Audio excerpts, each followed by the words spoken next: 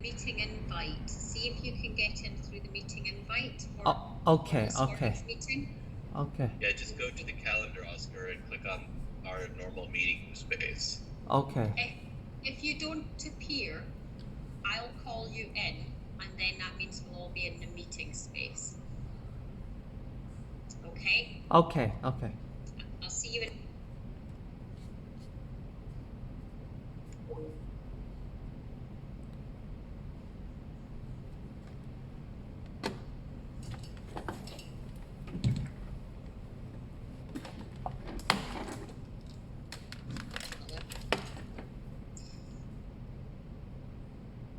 Hello. Hello? Oh, your camera's just not going to work, I don't think, today, Oscar.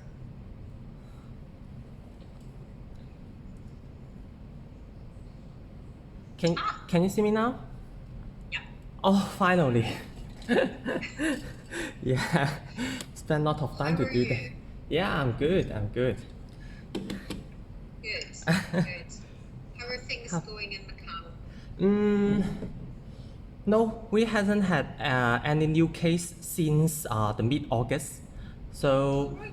yeah, but the government's contact the universal checking the universal COVID test for us. So everyone's required to do the COVID test.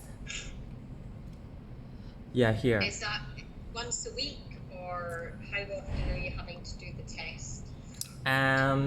It's not once a week, but in the future, maybe like in October or November, if you don't do the test, then if you don't do the vaccine, then you have to do the test every week to prove that you don't have the virus. Yeah. So it's if you don't do the vaccine. Yes, yes, yes. But I have done the vaccine already, so I don't have to worry about it. Yeah. Okay. Okay.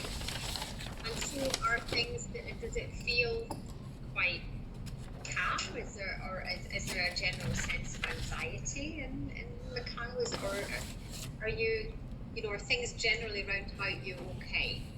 Yes, yes, it's pretty okay now because I think we can go to Hong Kong, even go to Hong Kong the end of this year, because we could not go to Hong Kong since we haven't had a chance to go to Hong Kong since last year, since last year. Right. So the end of this year, the government said that maybe they will open the border for us to to travel. Yeah. And is that something you would normally do, go to Hong Kong? Do you have family there? I have friends and also family, relatives there. Yeah. So yeah, it's a good thing, of course. Yeah. Yeah. So Yeah, how is the situation in Scotland? May I know? Well, not as good as the situation with the COVID in Macau, I would have to say. We have rising numbers of cases and rising pressure at the moment on our hospitals. So it's just, that's just how it's going at the moment, really, to be honest with you. Even with large numbers of vaccinated people, but it does seem to be connected to, people going back into workplaces again. These kids are all back at school, and there's a lot more. So the society is much more open, much more free to do things that were sort of normal. We can travel to some places anyway, with especially if we're vaccinated, with no quarantine. But we have increased number of cases, and now a bit of a rise in hospitalizations as well. Yeah, may I ask you a question? Do you think most postgraduate students, they study overseas, or they would rather study in the UK?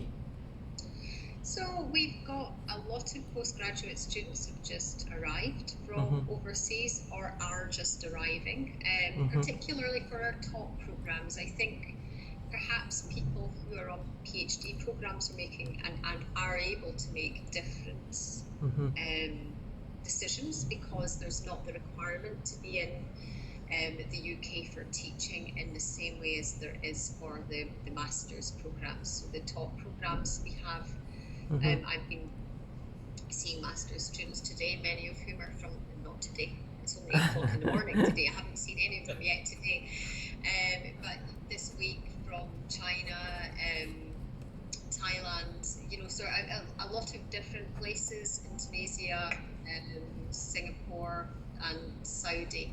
So a lot of international students have come in, but I have one new postgraduate research student, so one new PhD student, and she's come back in from Italy.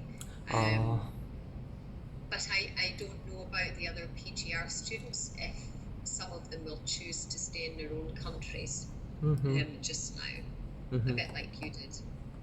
Okay, thank you. Yeah.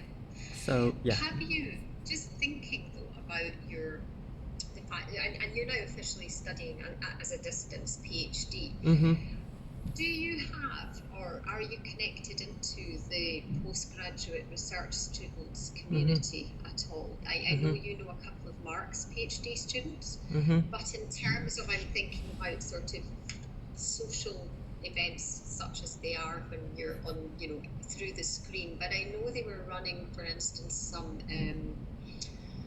some coffees and lunches where they were doing it over Zoom and things like that. Have you managed to engage with any of that? But how can I engage a coffee with them? Because I study overseas now. I study in Macau.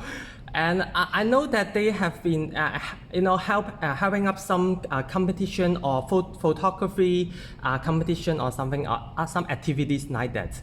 But I don't think, I didn't have a chance to do that, you know. Yeah, I mean, I suppose it's always your choice as to whether you decide to participate or not. But I just wanted to check that you at least get the information, and that you have the opportunity to think about, okay, so yes, that would fit for me, or actually no, that wouldn't, because it can be quite a lonely journey, the PhD journey, and often it's good to have some PhD students, even if it's only a few PhD students who you also know, who, you know, when you're having a bumpy patch, they can, you know, hopefully they're not having a bumpy patch, but and they can kind of help you keep going, and you can also discuss how you manage to keep going. Yes, I know that. Yeah. Maybe I can do it after I finish the quantitative research first. For the qualitative one next year, then I can have, I hope that I can have more time next year. Right, okay. How much work do you do? How much time do you have round about the work that you're doing in Macau? I'm doing a full-time job, in a elementary school. And I have been also doing some readings of my research, and I also spend some time on my social life as well, to kind of chat with people. So it's pretty occupied recently. Yeah, and I guess that's what I suppose I'm keen to check out, Oscar, is that to me, you seem like the sort of person who's very committed and very engaged and really wants to do the best you can do. And I worry sometimes when people are like that and they have jobs and they have PhD, that then maybe they stop seeing friends and stop the social life because it feels like they don't have enough time. And that can be really stressful, and actually it doesn't always help you work better either, because as you say, and so it's good to hear that you're socializing and making time for chatting with friends and catching up with friends, because we all need that to make us feel okay, and actually it makes us more effective when we are working, if we feel okay. So I suppose it is about, it's challenging to fit a PhD and a full-time job together. And I recognise that, but I'm also I think probably just aware that we need to help you look after yourself through this process. There's no point getting to the end and being totally burnt out, because that would be a real shame, because this is a good piece of research that you're doing, and it will, you're setting a path for your career now as well. So this sets you on a road to somewhere, and it would be really sad to get to the end of a PhD and just feel really, really burnt out. You will feel exhausted, and you will probably feel like you never want to do another piece of research again. Many PhD students feel like that, but that's normal. But yes, so it is just about, I suppose I'm just aware that we need to help you kind of manage all of these different things that you are keeping going. Okay. Okay, thanks for your suggestion and opinion for that. Okay. So yeah. I would be keen, I don't know what Mark thinks, I would be keen for you to talk us through this change that you've decided to make to your proposal. And the logic of it, I guess. And Yes, as you know that I now changed the dependent variable from minority stress to depression symptom, and I think the reason that I do this change is that I found much more study showing the connections between attributional style and depressions. But not only that, but I also found the correlations between social identity and depression as well. And there are some studies showing the moderating effect of attributional style on the relations between social identity and minorities and depression symptom as well. So I think that's the main things. I think after I finish this study, it's more easy for me to explain, to give some reasons for the whole correlations, because I have found some existing studies showing this relationship. But there has been no studies about media use and depressions, and of course the two moderating variables, social identity and attributional style, between the relationship of media use and depression symptom. And that's why I developed this research, and then I changed the conceptual model. And I think it's more suitable because, and the other thing is, I don't find many studies showing the relationship between attributional style and minority stress. Because when we talk about minority stress, there are also many latent variable. And if I talk about the Hong Kong populations, and I need to focus on some special latent variable, but I don't see any existing research or any theory for me to explain the relationship between attributional style and that special minority stress in the Hong Kong populations. But for depression symptom, I have already come up with some research showing very persuasive research showing the correlation between attributional style and depression symptom in Hong Kong, this Chinese population, this special population. And that's why I make this change. So one thing to ask, Oscar, is that you talked about latent variables, and we could talk about confounding variables and extraneous variables and everything else. One of the complications with talking about depressive symptoms is depressive symptoms, for the most part, are, let's just talk about it as an internal factor. It's something that happens within an individual, and that could be caused from everything from neurotransmitters to early trauma to side effect of pain. I mean, there's so many explanations and causes for someone to experience depressive symptoms that it actually becomes quite difficult to control for, when you talk about from a quantitative perspective. So in other words, there's many reasons why people would experience depressive symptoms. Minority stress is a variable that has a bit more to do with something external from the person. In other words, it's the kind of experiences that they face, the situations that they have to deal with, the kind of demands that life puts on them. It's something that is a bit more externalized. And while there may be other latent variables and extraneous variables and confounding variables and all the kind of variables we want to talk about, it is still something that is outside a person's, it can be contributed more to extraneous than kind of external things. And so just, I want to state that as because it does change your hypothesis, it does change your working theory, it changes kind of the intent of what you're wanting to do, which is, is your prerogative as a PhD student. But please do understand that it's a major shift. It's not a slight change, it's a major change, because now you're talking about emotions and things that are significantly more complicated. And the comment you made about the lack of research, I wouldn't know. You could have more sense of this than I do, but you could be right in saying that there might not be as much research around attributional style, media usage, and depressive symptoms.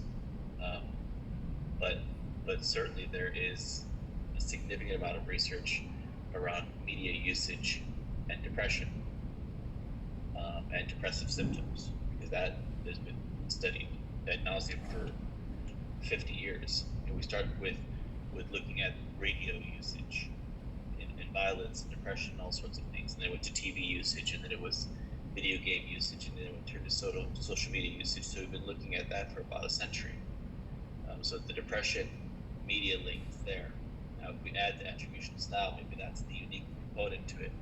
But it will, yes, you will be easy to find documents and so on, but it is a fairly done subject. So the attributional style, maybe that's the unique part. Maybe that's the part that kind of can change it a little bit, but it has been done. The fact that you find a lack of research in an area is not a bad thing. In fact, as a PhD student, you should be trying to create a novel and new look at something.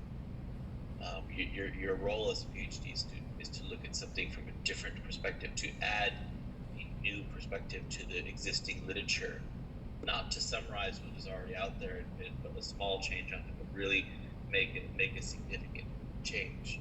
So I'm just trying to encourage you that don't shy away from a topic because you're saying, well, I don't see the literature that's out there to support it. That's fine. You don't need a literature to support your hypothesis. You need a literature to support the components of your hypothesis. It's like the bits that you put together. But your hypothesis can be and should be an original bit of work. So just to throw that out there as part of your consideration. Mm-hmm. But if I could not find some studies showing or theory to explain the attributional style and minority stress, how should I do? I mean, if I could not find that. You propose a theory based on the logic behind the constructs between those two concepts. Mm-hmm. So every construct, every theoretical construct, whether it's attributional theory, minority stress, depressive symptoms, whatever it is, there's a logical construct, a way of thinking about something. You have to see what the underlying logic behind that is, and then to propose a flow of direction, for example, in a directional hypothesis that is based on that logic. And so, you can kind of infer based on the other studies that have been done how you would imagine this direction could go, and then you test it. So the literature doesn't need to show you the direction of your hypothesis. It just gives you enough evidence and enough kind of sense of how the constructs work that you can make a proposal for the direction and then go and test it. Mm-hmm.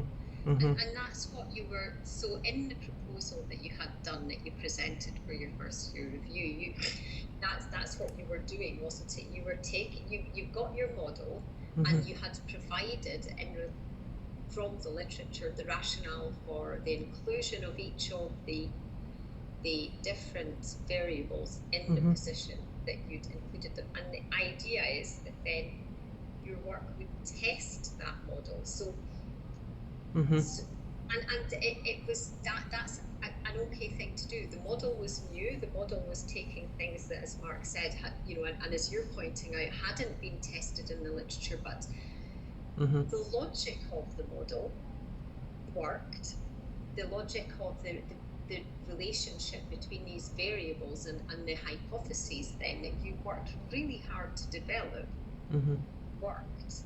And then what you're doing then is testing that model. So actually, if we take attributional style as the one that you're querying about, does attributional style have an impact in the way that we thought it does? Now, if it doesn't, then that's also a finding.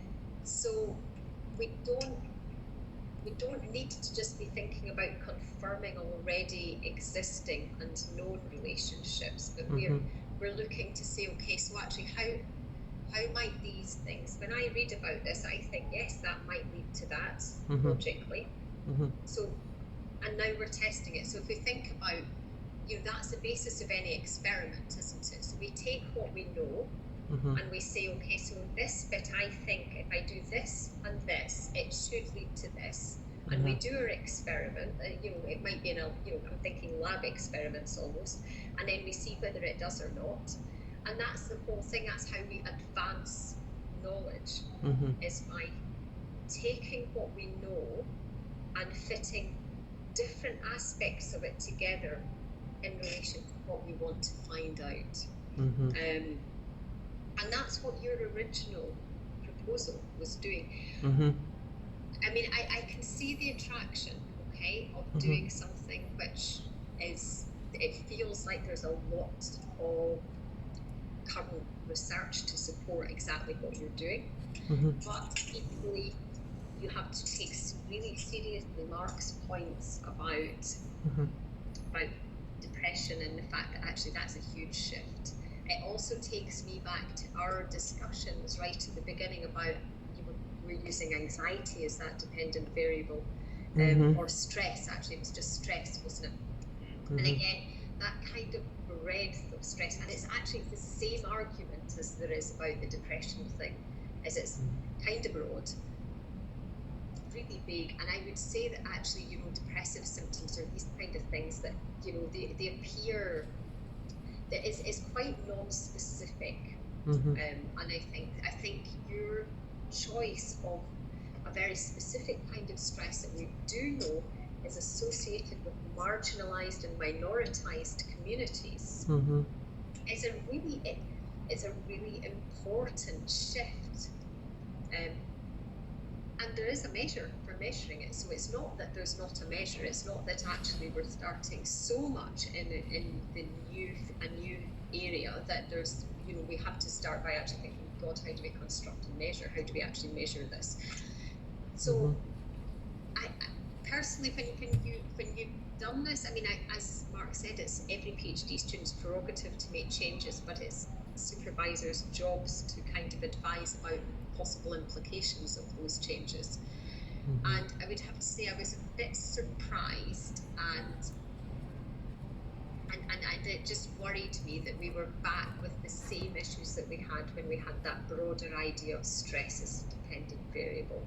And we did a lot of talking about that, and you did a lot of thinking about it, and you really, I mean, you work so hard, and you'd gone away and you'd done so much reading and developed this really good proposal. So I don't know, I mean, that my advice would be that actually the proposal you have that you presented at your first year review, I think we were all agreed was a good one.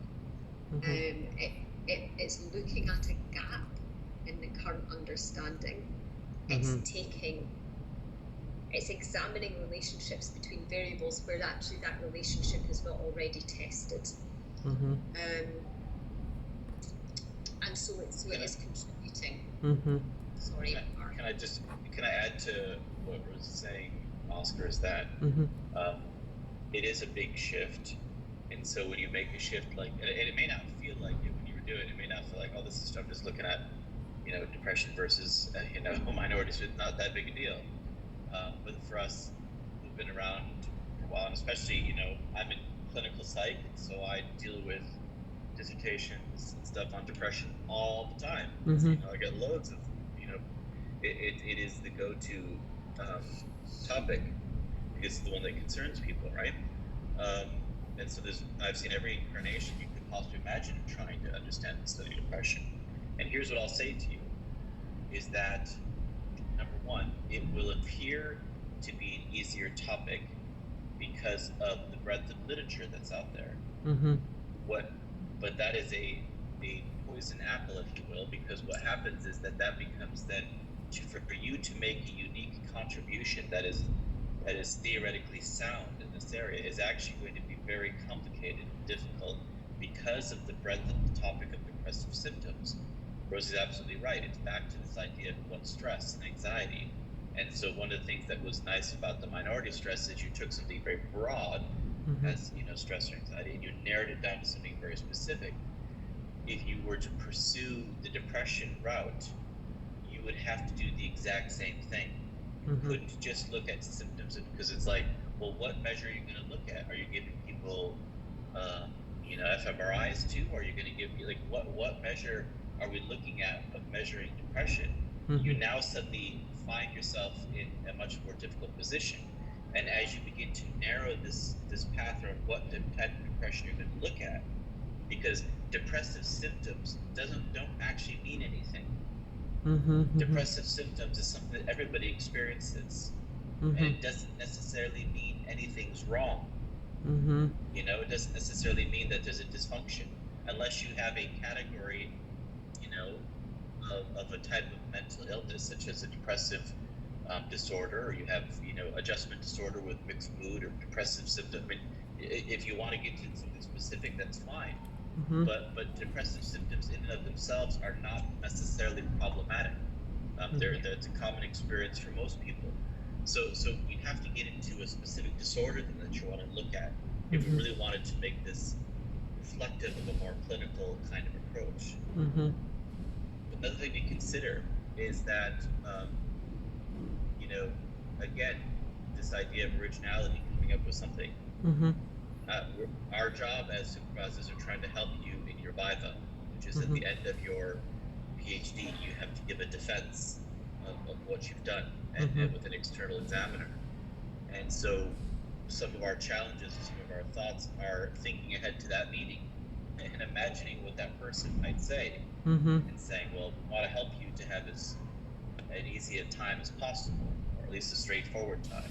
And I think that once you get into changing the theoretical direction, you've got to be very clear that you're presenting something that makes sense, and that is novel and unique. And again, because as a PhD student, it's not master's, it's not undergrad.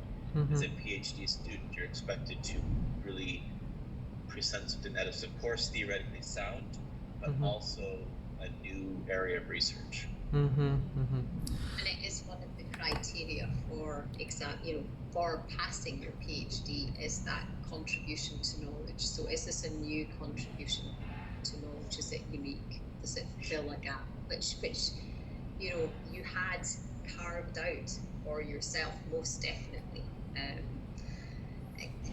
I mean, and the other really pragmatic thing is, as Mark's pointing out, if you do decide to go ahead with this change, which I will be clear, I would advise against, then it will take time again. So also we have to be, there is a pragmatic element of this. You've spent a year, you've got your first year review, you are at the point where actually you should be applying for ethics for your study.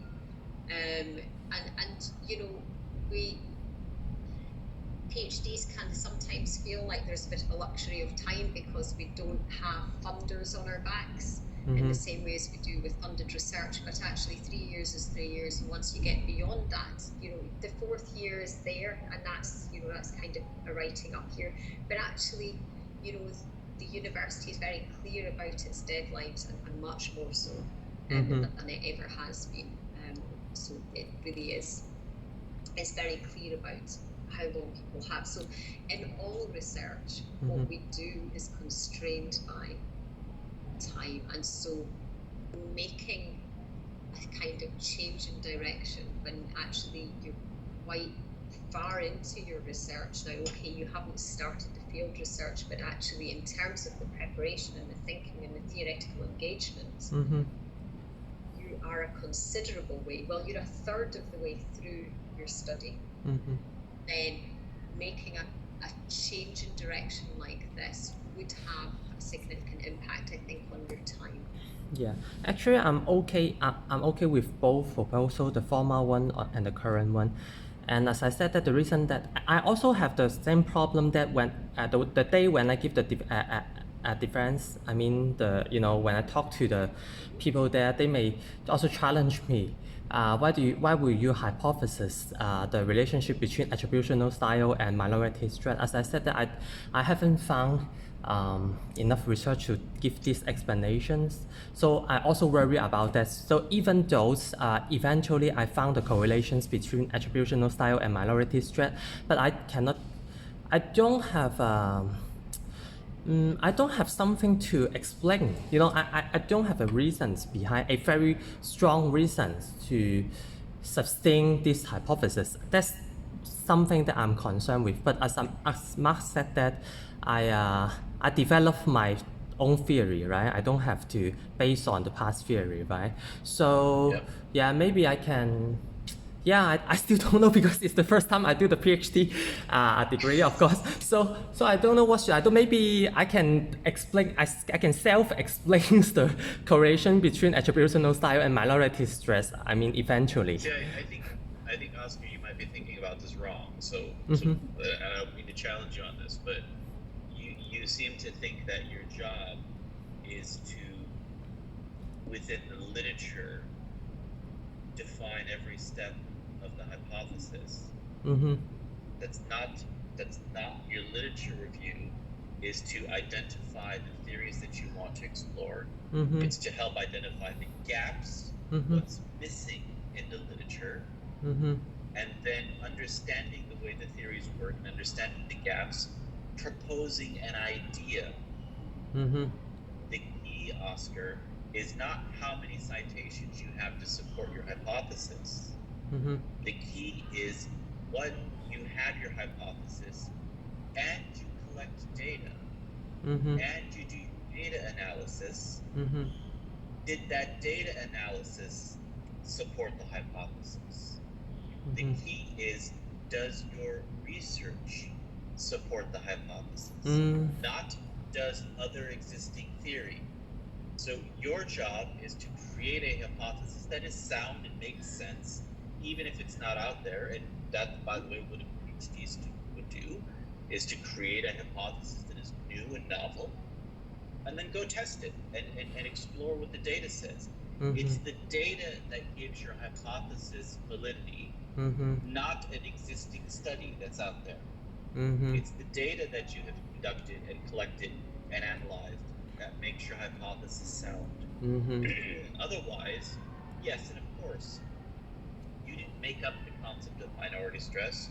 You didn't make up the concept of attributional style. You haven't made up these major. These are already out there in the literature. So it's not like you're just sitting at home and it's your ideas. It's you're testing these ideas, and that's what the quantitative element of your project is about. Is to test a hypothesis. The hypothesis might turn out to not be true. That's okay. That's what you do in science. That is, you explore and you test, and it might be possible that it doesn't come true. But what would be helpful is that you are going to be judged by the work that you do in this PhD on your Bible.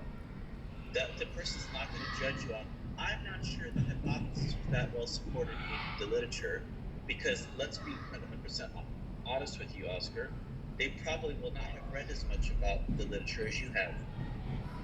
Rosie and I will not have read as much in the literature as you have. So that's very unlikely to be a critique. What will be a critique is, how have you run the study? How have you collected data? How has your data analysis gone? Is this make sense what you're doing?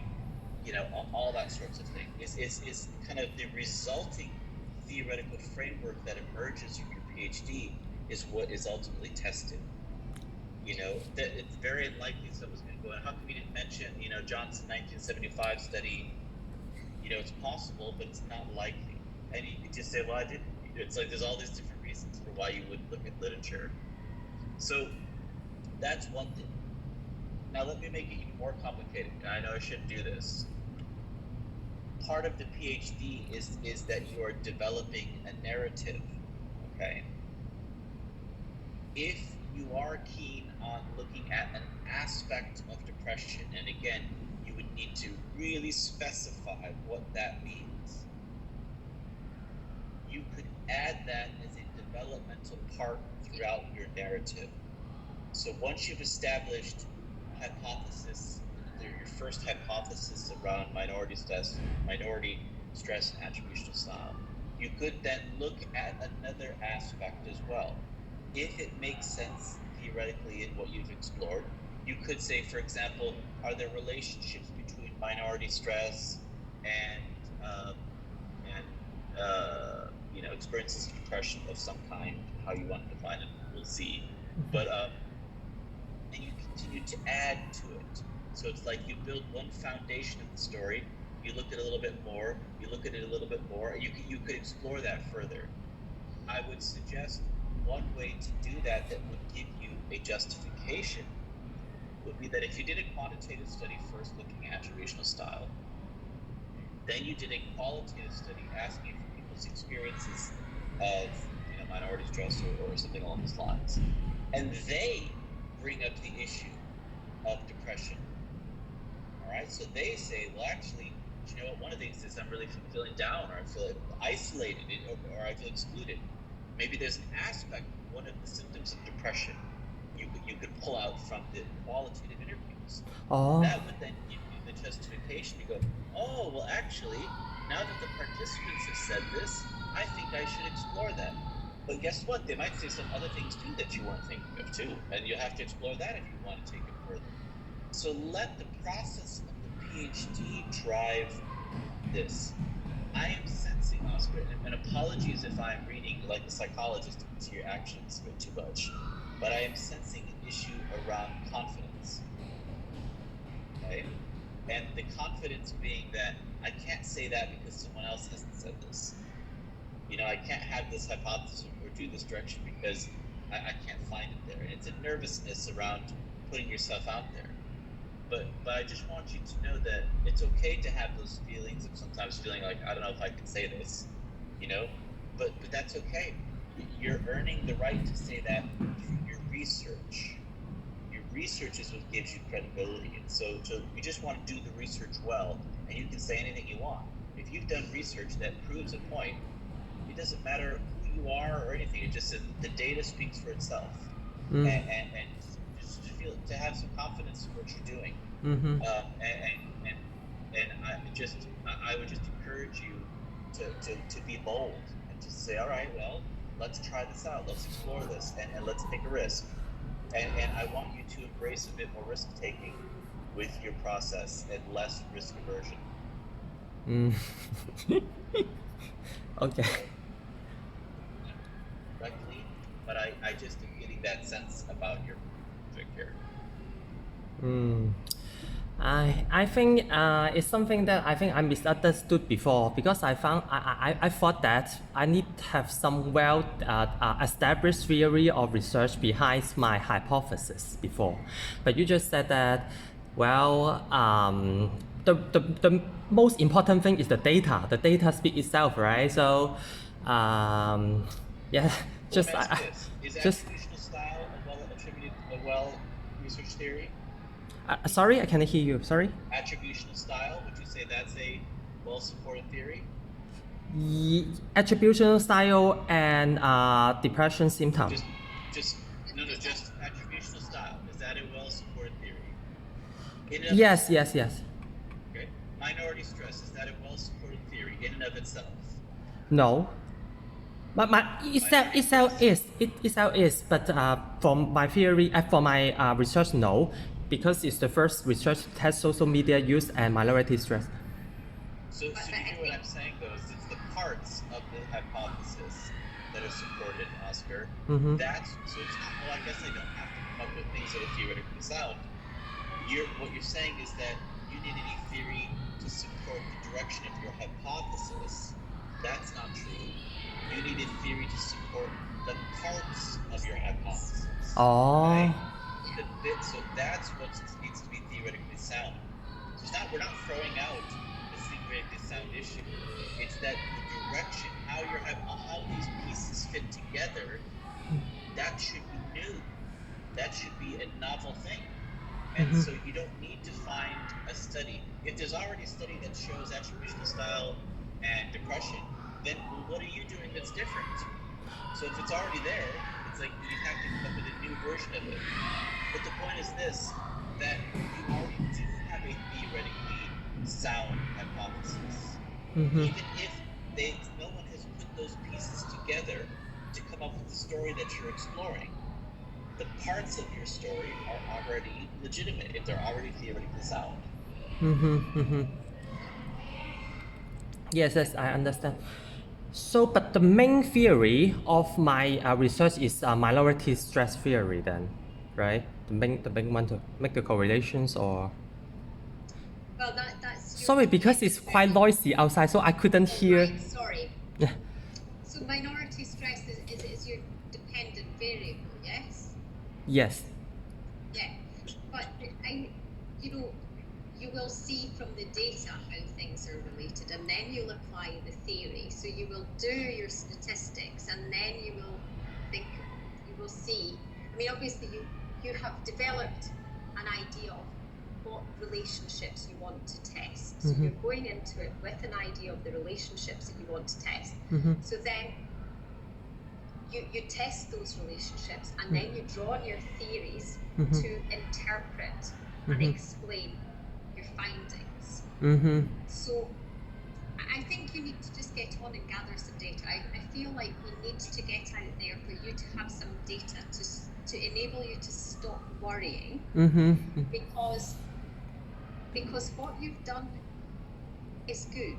You're thinking about the concepts, your ideas that they may or may not fit together in this particular way. They're all good, and they just need tested now. So what we need is we need to get this ethics in, and we need the permissions for the questionnaires and the measures. And I think once you have some data, you will feel much more confident. Okay. Because you will start to be able to really, then you've got something real to work with. Yeah, I because we have limited time too, so there is another very, very important question I want to ask you.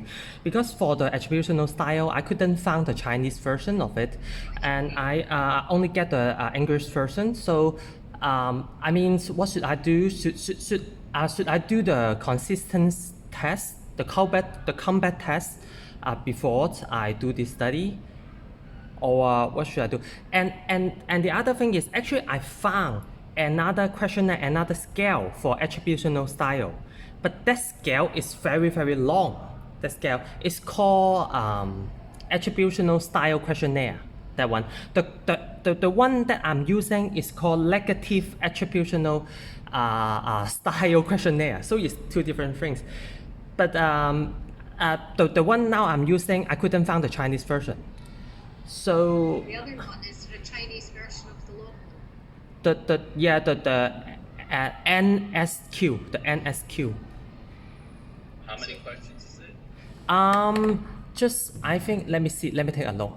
Just 18 questions. I think 18 questions. And you're worried that the 18 question one is... No. I'm worried the other one, the 48 question. That one is too long. That's what I meant. Yes, but the one that you're afraid is too long. Yeah. That one has 48 questions. Yes. However, I found the Chinese version of the 48 question one, but I couldn't find the 18 question one. So I'm thinking. I want to ask your opinion. Do I use the 48 question one, the traditional one, or the negative one? How many questions in total would it be if you put on the proposal that you have so far, and using the assessments that you've already gathered? How many questions in total would it be? And have you tried to take it yourself? Yes, I try to take it. But it takes about an hour. I mean, for the big one, for the longer one, it took me about an hour to finish the whole questionnaire. Okay. But for the shorter one, which I also highlight in the documents, maybe you guys can also open the documents, the questionnaire document, and then you can see the questionnaire there. Right, sorry, I was in the other bits in the files. Let me look at the questionnaire. Yes.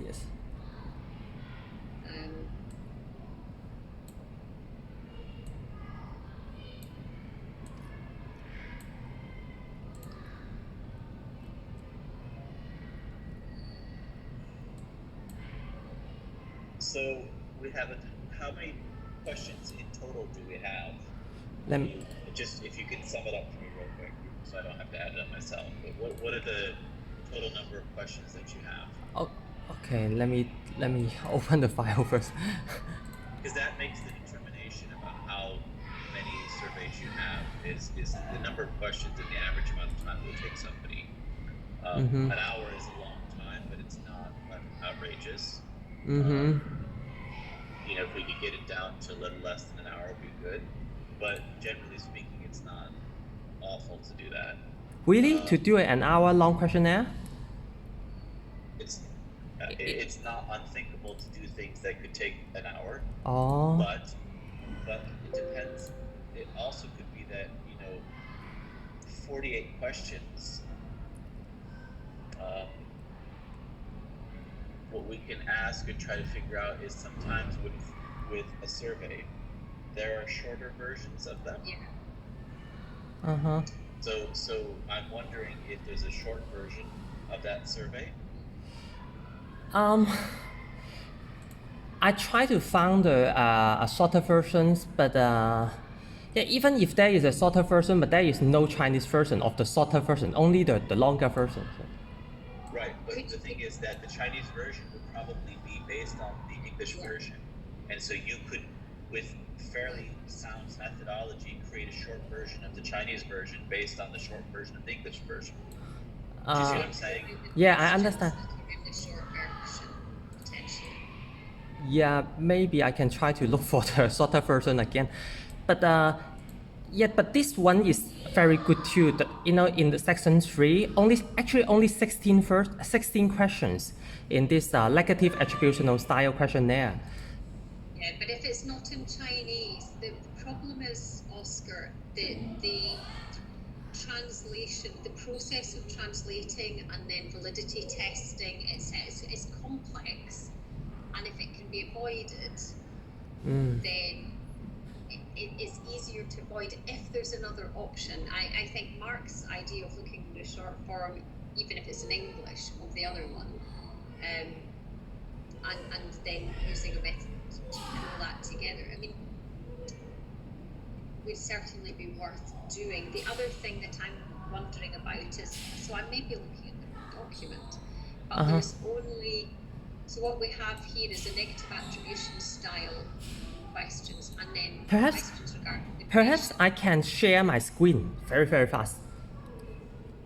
Yeah. Let me see. Can you see my screen now? Yes. Okay. Alright, I was in the right document, I think. Okay, this one is, section 3, negative attributional style. 16 questions here, but I couldn't find the Chinese one, the Chinese version. And there is another longer one, the 48 question one. That one is super, super long. So yeah, maybe I can try to find the shorter version first. And yeah, let's see if I can do. And this is the depression symptom questionnaire. But now I will change it to minority stress, I think. And how long is the minority stress questionnaire? Yeah, because there are many latent constructs, latent variables. So I think 3 or 4 latent variables. So maybe there are also maybe 20 questions or something about that scales as well. So the 20 questions is, I think, quite normal for a scale. Lots of scales are about. Yeah, yeah, and this one, yeah.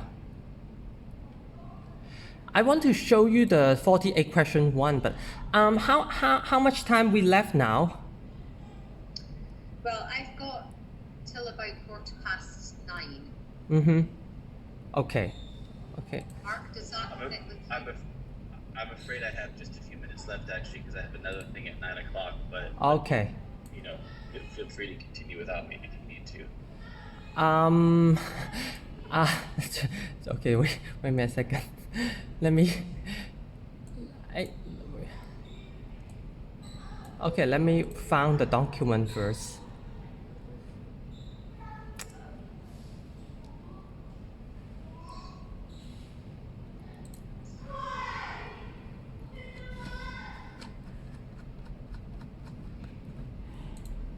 Maybe I can send it to you after the meeting, okay? Yeah, I mean, I'm not sure that it's necessary to send us the 48 questions. 48 questions is 48 questions. Mm-hmm, mm-hmm. So really the important thing is for you to look for a shorter version, Mm-hmm. and for you to make a survey document with all of the correct measures in there so that we can get a sense of how long it's going to be, and then you would pilot it on some people to get a sense of how long it takes to complete, etc. Mm-hmm. And the other thing is, last time, Dr. Rosie, I don't know if you remember or not. Last time you sent me a file showing the scales of minority stress in Chinese populations. Last time you sent me a file like that, and I think I'm just going to follow the scale used in that study too, because it's particularly to Chinese populations.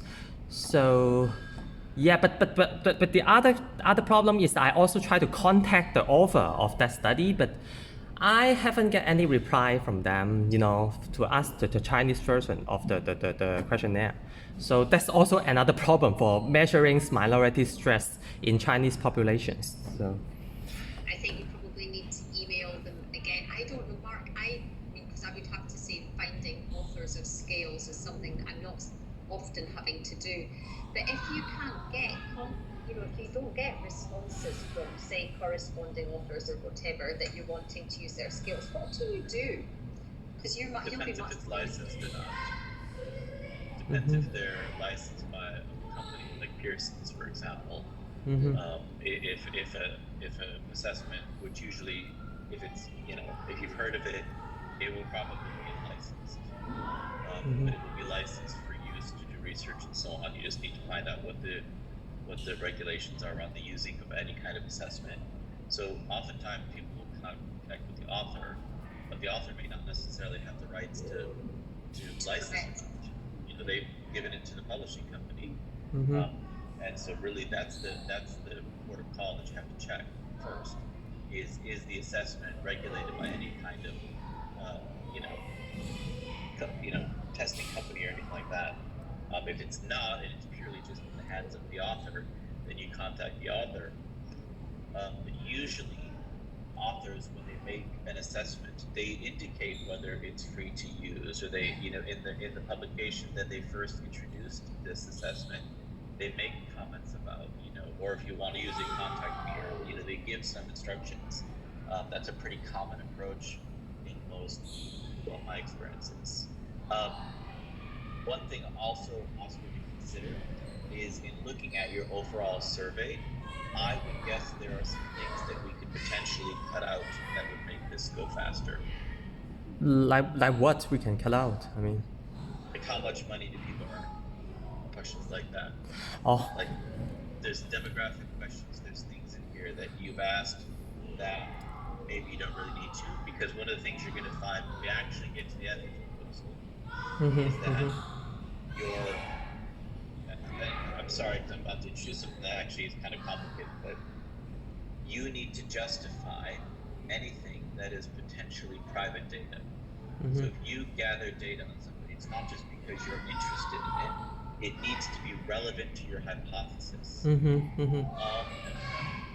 private data, anything you ask somebody, age, sexual orientation, money, status, all sorts of things, anything that could be considered private data. And part of your training of a PhD student would be to go through the GDPR training that the university offers, and making sure that you know about data protection. You need to justify every question that you ask. And some of these questions, unless part of your hypothesis has to do with income or financial status, which as far as I'm aware it does not, you have no right to ask that question. Although it's interesting, you don't have the right to ask that. The ethics is going to go, nope, sorry, you can't ask that. Because they're going to say every question that you ask that is somewhat personal, you need to have a theoretical justification for it. Otherwise, don't ask it. The goal, in the olden days, what we used to do, when I was a kid, maybe Rosie was a kid too, we would get as much demographic information as we possibly could, because you never knew what you wanted to pump into the analysis. So you get things on gender, and you get things. Now, even today, gender, which is something that used to be so straightforward, we'll just put an M and F there, and we'll just throw that in there, and let's see if there's gender differences. Now, even asking the question about gender can become problematic, because, again, we have a very different definition of gender in 2021 than we did in the 90s, right? So it's a different perspective. And so now every question that we ask, we need to justify that. And that's a very different way of doing research. And so when you read research articles that may have been done ages ago, they'll have loads of demographic information in there, because they didn't have the same principles that we have in 2021 about, well, actually, don't ask questions unless you need to know that information. And then you need to consider, even if asking the question is justified because it could potentially cause problems. And so we actually have a minimal amount of demographic data in most modern studies, except for those that are relevant to the hypothesis. So I'll bet you if we went through this, looked at some of your demographic questions, we might be able to trim this down a little bit. Just even a question here or there might make a big difference. Section 5, you mean?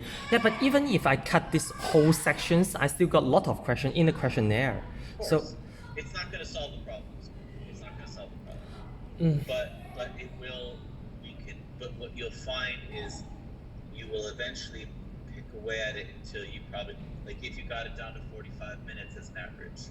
You know, if you take out the aspect of depression, if you take it, put minority stress. If it's about, let's see what we can find as a a more streamlined type of assessment. Now, the truth is that for your ethics proposal, it probably doesn't make too much difference as long as you're not switching in new assessments after the ethics proposal. But if you were to get all of these approved and then you trimmed it down, or you got it smaller, that's not a major correction within your ethics proposal. If you said, I'm going to look at depression now instead of this, well, then that would be a new ethics proposal you have to do. But if you're making some tweaks to it, some slight changes, that's not unthinkable. So. Okay, let me try to find the shorter version of attributional style questionnaire first. And I bet you there's one out there. Now, by the way, if it's not in Chinese, just say this, and I know I'm running late to my meeting, but I just feel I need to say this for you, just for your own mental and emotional well-being, Oscar. Mental emotional well-being. That's not the end of the world to not have an assessment that is, because I created 3 assessments in Lithuanian for my PhD. So there's no Lithuanian version of something. So I created 3 different versions of the PTSD scale and all sorts of things in Lithuanian. And there was a process that I did. Was it fun to do that? No. Did I have to do it? Yes. But do you know that language? Do you know that language on your? You don't know that? So how can you do? You hire a translator, right? Yeah. Well, it's a long process of what I can talk you through and everything. Okay. But what I'm trying to say is it's possible, and it's not impossible. And you can, as part of a novel part of your PhD, if you created a Chinese version of an attributional style, once again, at the end of your PhD, that looks good for you because you've done something creative and novel and new. And so it wouldn't be out of the world especially because the short version was 18 questions and so on. That Mm. would, the one that you originally had picked, it's not unthinkable that you could create a Chinese version of it. For undergraduate or master's students, we encourage them not to do that because sometimes it can take some time. But for a PhD, that is actually quite normal to create different language versions of assessments if need be. So don't let that scare you too much. First strategy, find a shorter version that's in English and maybe create a Chinese version based on the shorter version. But if there is no Chinese version of it and you want to use that one because you're afraid that the long one is taking too much time, then we can create a Chinese version of it. And there's a process that you will follow, but it's not a process that hundreds of other PhD students have to do themselves. Okay. I don't know. Yeah, maybe it's also a good thing for me to practice how to create a new versions of a scale. Maybe that could be useful for my future study as well. I don't know, Absolutely. but it may spend a lot of time. Yeah. Apologies. I'm late to another meeting, but best of Yes. wishes to you, Oscar, and I hope all goes well for you. Okay, thank you. Cheers. Bye-bye. Okay, bye bye. Thank you. Bye bye, bye bye. Thank you. Bye bye. Okay, Dr. Rosie. So I think you have another meetings, right? After that. I do, yes, I do, in about 10 minutes. But do you feel you know what you need to do now between now and the next time? And I'm wondering if we maybe need to meet a bit sooner. If that would help get your ethics through and help. I'm wondering if we just need to meet a bit more often just now, just to help you feel like you're moving forwards. Yes, yes. Can I ask you one more question first? Because I know we have very limited time now. Because it was very noisy when Mark was trying to explain to me why shouldn't I get all the theory or research before I make the hypothesis. So can you explain it once again to me that actually I don't need to to read all the literature or a theory first. I can make the hypothesis. I can tell based on my data, right? Can you explain it once again, because it was very noisy outside. Yeah, I'm sorry. Okay. So the main point that Mark was making, and it's the point that we've made a few times in different ways, is that what you have are the concepts are well established and theoretically established. So your concept of attributional style, your concept of minority stress, for instance, they are theoretically sound and they have each been tested.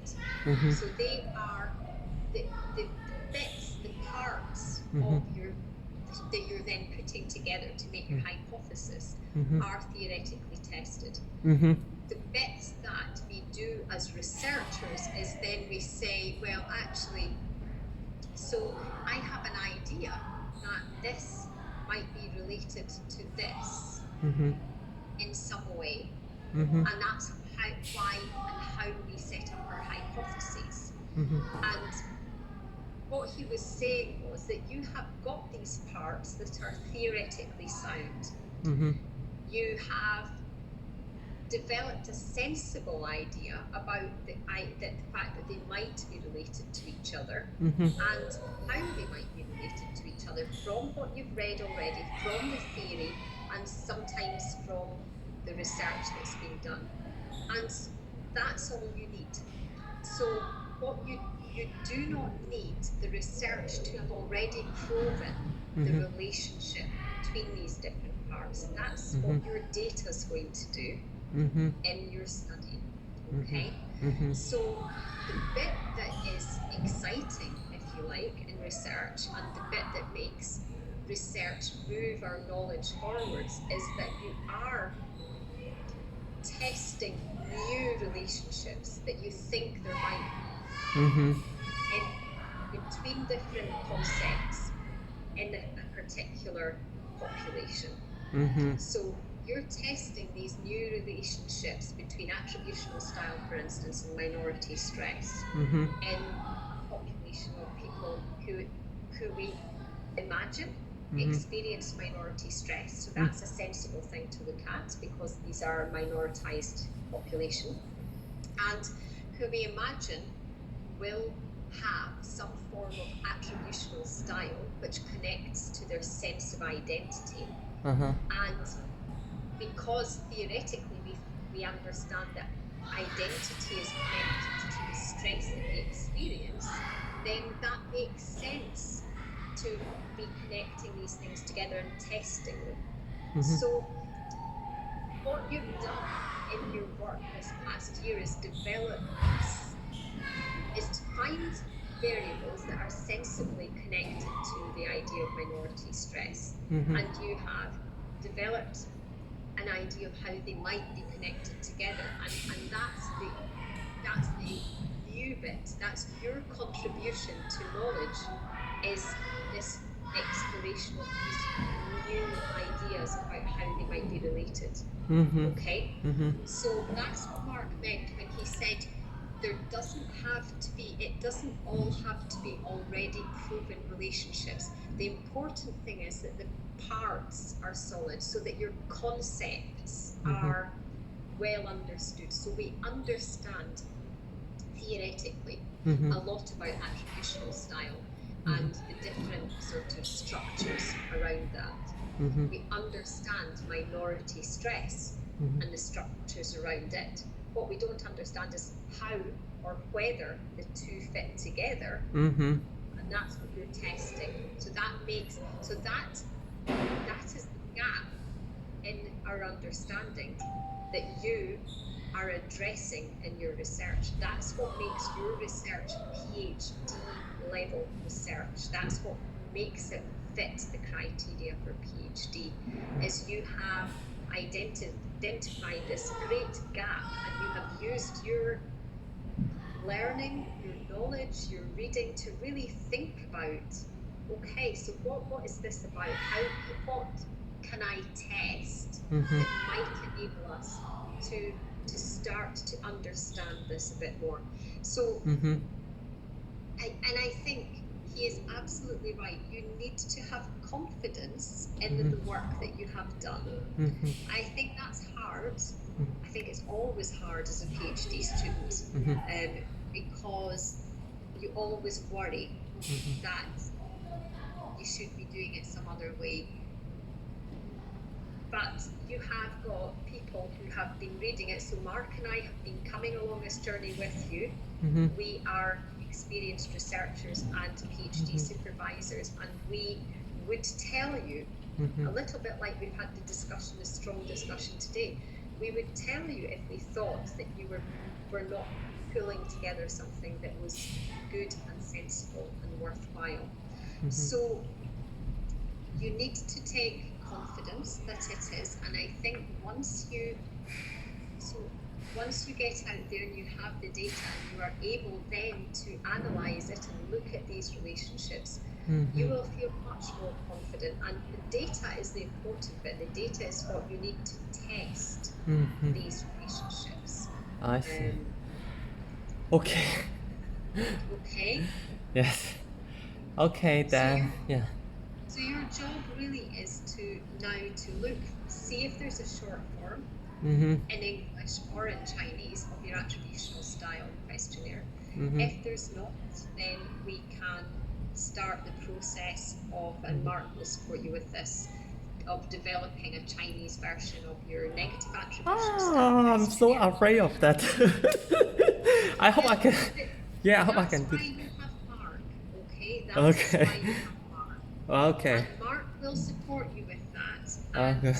I think this is also why I'm thinking we maybe need to meet a bit more often, even if it was for a shorter time. It might help you, just because a month can feel a long time if you're working on the Chinese version of the questionnaire. So maybe if we meet more often and you have some questions and we're talking about it, you will feel more confident in then going away and doing the next bit of work, rather than it being a long time between the sessions. But I Okay. need to talk with Mark about that and about, I think, probably about us maybe meeting every couple of weeks for the next, Yes. maybe next couple of months till you're really established and we've got the ethics and maybe had to do the questionnaire, you know, in terms of making the Chinese version. But until you're feeling like, okay, so I know I've got all of this stuff, okay? The other thing I forgot to ask Mark is because is that do I have to ask the permissions for the originals offer of the scales? And I asked that questions in the comment box last time, but Mark didn't reply me. So do I have to ask both the author of the original version and the Chinese version, the two author of the scale? Or I only need to ask one author? Because I forgot to ask him just now and he left already. So maybe next time. I think maybe email him, or I much prefer email because I'm always much more in my email boxes and I see emails. But maybe email him and message in the tech and in the Teams and see if he'll respond. My thinking is that if you are using a Chinese version, Yes. it would be the authors of the Chinese version that you would need to request permission from, or the publishers who own that Chinese version, because that's the scale you're using. So the authors of the Chinese version will have had permissions from the original English version to make the Chinese version. So my understanding would be that it would be the authors of the Chinese version. Now, this is not something that I do much of in terms of using scales and quantitative work. So I think it's really worthwhile checking that out with Mark. Okay. Yeah. All right, then when will be our next meeting? You mean like the end of this month or early next month or so?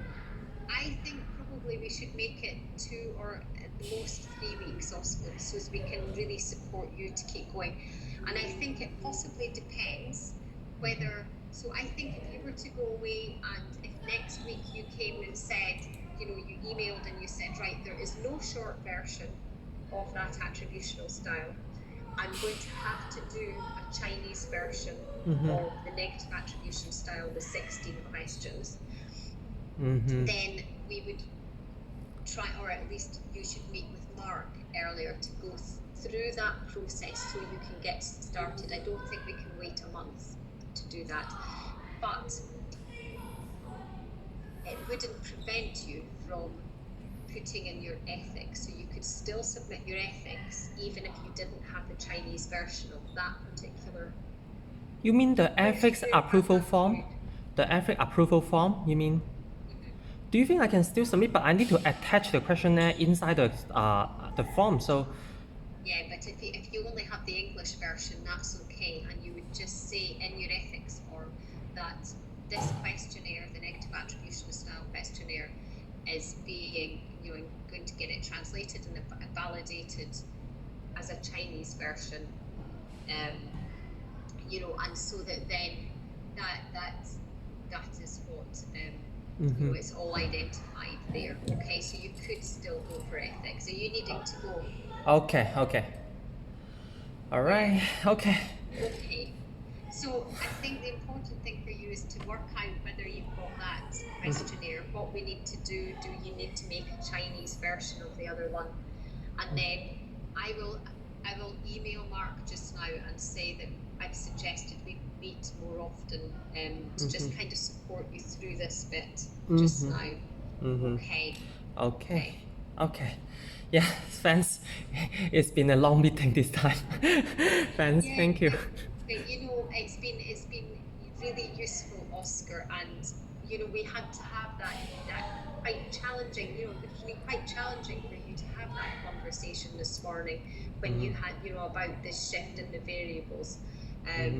But you know, we needed to have that conversation, and it's been a good conversation, and hopefully we can move on now and get your study going and get you gathering some data soon.